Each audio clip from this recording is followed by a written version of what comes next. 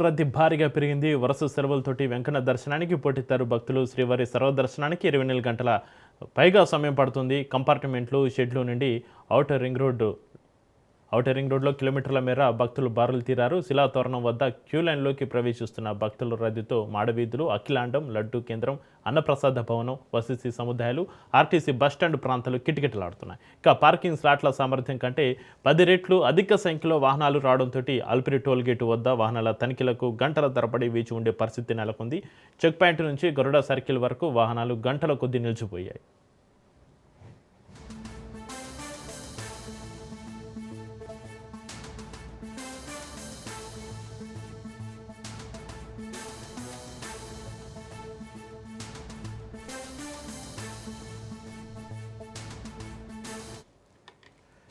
ఏరెండి కావడంతో తిరుమలలో భక్తుల రద్దీ భారీగా పెరిగింది. వరుస సెలవులతోటి వెంకన్న దర్శనానికి పోటెత్తారు భక్తులు. శ్రీవారి సర్వదర్శనానికి 24 గంటలకు పైగా సమయం పడుతుంది. కంపార్ట్మెంట్లు, షెడ్లు నుండి ఔటర్ రింగ్ రోడ్లో కిలోమీటర్ల మేర భక్తులు బారులు తీరారు. శిలాతోరణం వద్ద క్యూలైన్లోకి ప్రవేశిస్తున్న భక్తుల రద్దీతో మాడవీధులు, అఖిలాండం, లడ్డూ కేంద్రం, అన్నప్రసాద భవనం, వసతి సముదాయాలు, ఆర్టీసీ బస్టాండ్ ప్రాంతాలు కిటకిటలాడుతున్నాయి. దీనికి సంబంధించి మరింత సమాచారాన్ని మా ప్రతినిధి సురేష్ ఫోన్లైన్లో అందిస్తారు. సురేష్, తిరుమలకు భక్తుల రద్దీ సంబంధించి మీ దగ్గర ఉన్న అప్డేట్స్ ఏంటి? ఏదైతే ఇయర్ పూర్తి కావస్తున్న నేపథ్యంలో తిరుమలకు భక్తుల రద్దీ విపరీతంగా పెరిగిందని చెప్పుకోవాలి.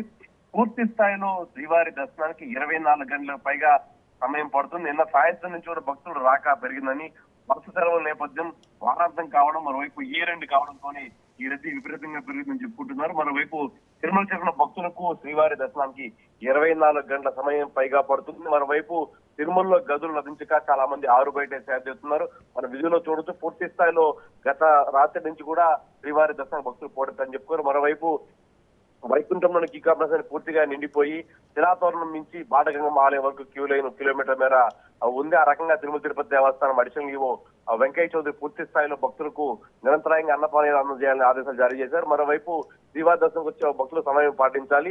అలాగే శ్రీవారి ట్రస్ట్ అయితే 10,000 రూపాయల దర్శనం సంబంధించి పూర్తిగా డిమాండ్ నెలకొనడంతో గత రాత్రి 1 గంట సమయం టికెట్ టోకన్లు జారీ చేసిన సమాచారం ఉంది. అక్కడ కాస్త గందరగోళమైన పరిస్థితి నెలకొంది. దాన్ని కూడా తిరుమల తిరుపతి దేవస్థానం అధికారులు అందరికీ దర్శనం కల్పిస్తామని వారిని శాంతింపజేశారు. రోడ్లపై కూడా భక్తులు బైఠాయించిన సమాచారం. ఇంకా సర్వదర్శనం విషయానికి వస్తే పూర్తిగా శ్రీవారి ఆలయంతో పాటు అన్నదానం కాంప్లెక్స్, మరోవైపు ఆర్టీసీ బస్టాండ్, సిఆర్ఓ ప్రాంతాల్లో పూర్తిగా రద్దీ నెలకొని చెప్పుకోవాలి. గదులు లభించక చాలా మంది ఆరు బయట తయారు చేస్తున్నారు. వీళ్ళందరికీ దర్శనం కావాలంటే మరో 24 గంటలకు పైగా పట్టే అవకాశం ఉంది. చాలా మంది సొంత వాహనాలు తిరుమల రావడంతో అలిపిరి తనిఖీ కేంద్రం వద్ద కిలోమీటర్ మేర వాహనాలు నిలిచిపోయాయి.